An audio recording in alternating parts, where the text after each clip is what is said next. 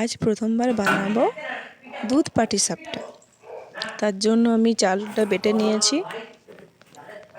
এখানে নিয়েছি নারকেল পুর আর দুধের চাচি পুর, সরষের তেল নিয়েছি একটু, আর বেগুনের ডাঁটটা কেটে নিয়েছি। এটা একটু হালকা তেল দিয়ে বানাবো আজকে।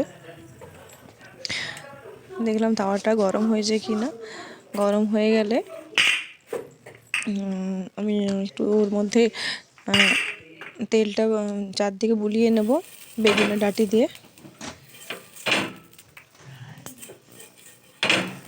তেলটা বুলিয়ে নেওয়ার পরে আমি তার মধ্যে একটু বাটিতে করে চাল গুঁড়িটা দিয়ে দেব।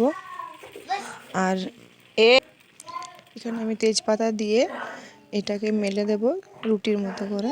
জানি না কতটা গোল হয়েছে, দেখা যাক। ভালো করে মেলে দেওয়ার পর এটাকে একটা ঢাকনা দিয়ে ভাপতে দিতে দেবো, সিদ্ধ হতে দেবো, যাতে পিঠেটা উঠে যায় ভালোভাবে। দেখো হয়ে গেছে। সেটা হয়ে যাওয়ার পর এটাতে আমি একটু করে পুর দেবো, নারকেল এবং চাচি পুর দুটোই মিক্স করে দেবো, যাতে টেস্টটা ভালো হয়ে যায়, দ্বিগুণ হয়ে যায়।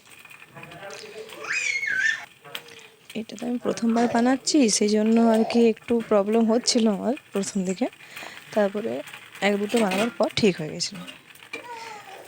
আমার খুব ভালো লাগে পাটিসাপটা খেতে, কিন্তু কখনো তো আমি বানাইনি নিজে হাতে, অন্যের দেওয়া বানিয়ে খেয়েছি। সেই জন্য প্রথমবারটা একটু প্রবলেম হচ্ছিল।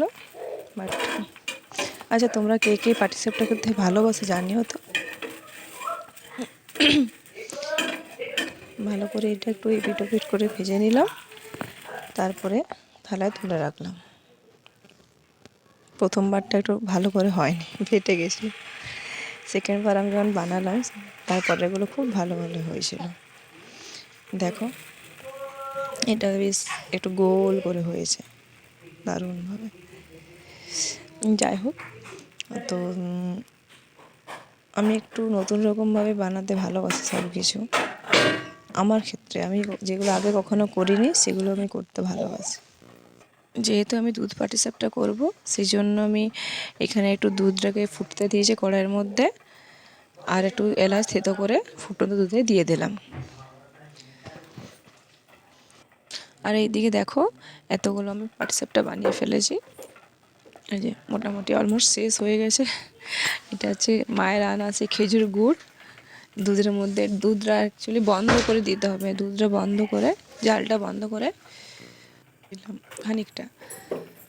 তারপর আমি দিলাম এর মধ্যে কিছুটা নারকেল পুর আর কিছুটা চাচি পুর, তাহলে টেস্টটা একটু ভালো হবে। এরপর চামচে করে পুরটাকে একটু দুধের মধ্যে মিশিয়ে দিলাম। ভালোভাবে মেশানো হয়ে যাওয়ার পরে এই দুধটাকে ওই যে পিঠেগুলো বানিয়েছিলাম পাটিসাপটার উপর ঢেলে দিয়ে দিলাম। কিছুক্ষণ রাখলে পরে দুধটা ওর মধ্যে মিশে যাবে এবং খেতে দারুণ টেস্ট হবে। এ দেখো দুধটা মোটামুটি ঘন হয়ে গেছে পুর দেওয়ার পর। এবার দিয়ে দিলাম পিঠের উপর।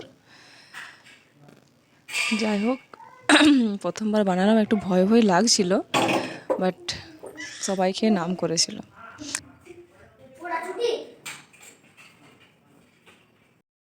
বল কেমন খেতে লাগছে? ভালো, টেস্টি তো? হ্যাঁ। কি খাচ্ছিস এটা? বল পাটি পাটি সাপটা, পাটি সাপটা।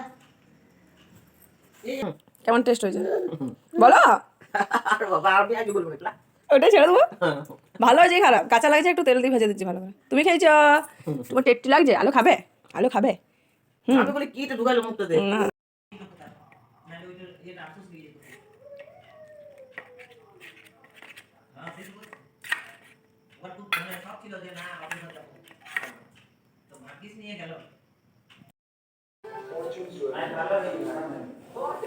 বলো, প্রথমবার বানালাম, কিন্তু আমি আগে কখনো করি না।